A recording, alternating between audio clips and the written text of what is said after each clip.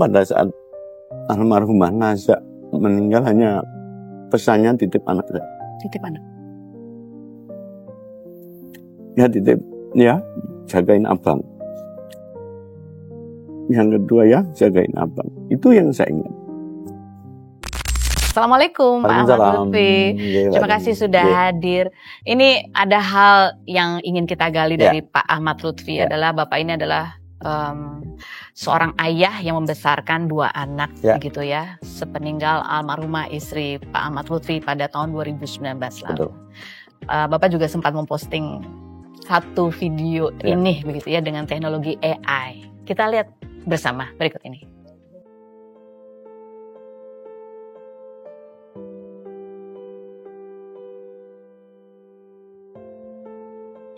Bapak ketika melihat lagi atau ketika memposting video itu gitu ya dengan teknologi itu seolah-olah bisa kembali berpelukan dengan almarhumah ibu. Apa yang Bapak rasakan pada saat itu?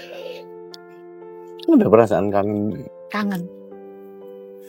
Pada saat almarhumah Naza meninggal hanya pesannya titip anak saya. Titip anak.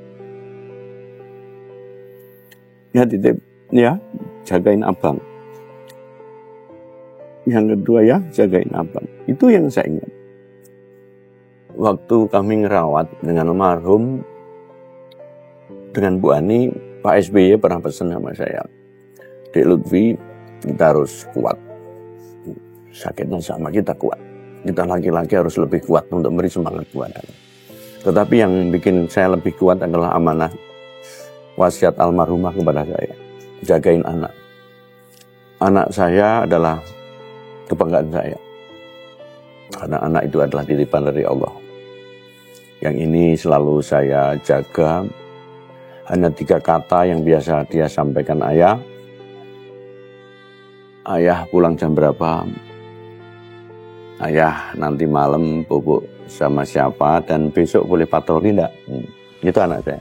Dan tiap hari yang dikatakan itu. Kakaknya yang pertama, si Sarah namanya. Dia yang selalu membimbing. Dia pintar, bisa bahasa Jepang, bahasa Inggris, pintar dia. Tetapi yang lebih spirit dalam menjagain si abang. Pak Lutfi ini kan nggak mudah ya menjadi orang tua tunggal. Mendampingi almarhumah pada saat sakit. Sempat satu rumah sakit dengan almarhumah Ibu Ani gitu ya, sampai kemudian juga dirawat juga di Indonesia gitu.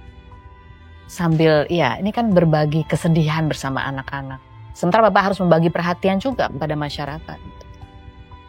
Ya. Masih ingat momen-momen itu yang paling berat sekali itu apa untuk Pak Ahmad Lutfi?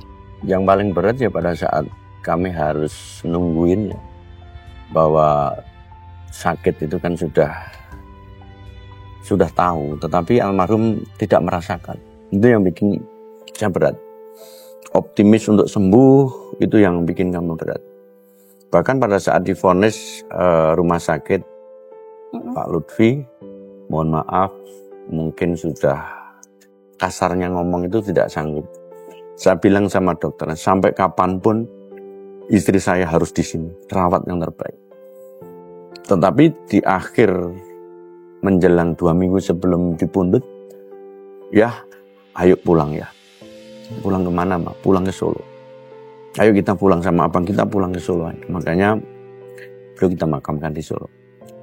Dan ini menjadi pembelajaran yang sangat berharga untuk kami bahwa pelajaran yang membuat kita lebih kuat ya. Bahwa kalau sudah Allah mentakdirkan apapun menjadi pilihan untuk yang terbaik almarhumah istri saya.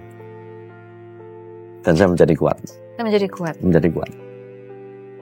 Karena almarhumah istri selalu menguatkan. Betul. Kata-kata terakhirnya. Betul. Pesan terakhirnya. Betul. Itu yang membuat Pak Lutfi bisa menjalani hari-hari. Betul. Membagi peran. Tetap menjadi ayah buat anak-anak. Dan menjadi ayah. Untuk masyarakat yang lebih luas.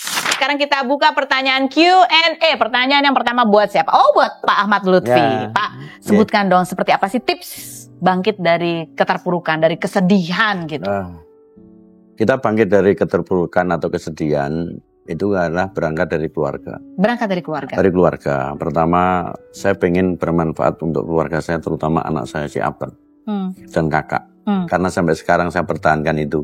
Saya korbankan pribadi saya untuk anak saya. Sehingga keyakinan kami bahwa sebaik-baik orang adalah yang bermanfaat untuk orang lain. Dari anak kemudian ke orang lain. Itu tip mungkin bisa bermanfaat untuk para pemirsa. Masya Allah. Jadi dia bermanfaat pertama untuk keluarga dan untuk orang lain. Itu yang bisa terus kita semangat lagi. Begitu ingat anak, kita semangat lagi. Harus bermanfaat untuk anak. Dan kan sering diajak ke kantor juga, gitu. Betul. Masih makan, masih makan, mandi saya mandikan. Masih sampai sekarang. Dan saya bangga, saya nggak malu. Nggak malu, bangga saya. Karena itulah manfaat untuk anak saya. Sebagai wasiat dari almarhumah yang sekarang saya pegang. Ini kan yang pertama perempuan ya? Perempuan. Kalau itu pesannya apa nih buat bapaknya? Biasanya kalau anak perempuan juga jagain bapaknya. Kalau bisa menjagain kepada adiknya untuk depan sama. Sehingga ke depan tidak ada lagi, anak itu kan titipan dari Allah. Tidak boleh lahir dalam posisi yang sama, dia punya hak yang sama apapun yang dilakukan. Sehingga kakak sudah sadar, Kak, harus bisa bermanfaat untuk adiknya yang ada. Intinya adalah bermanfaat.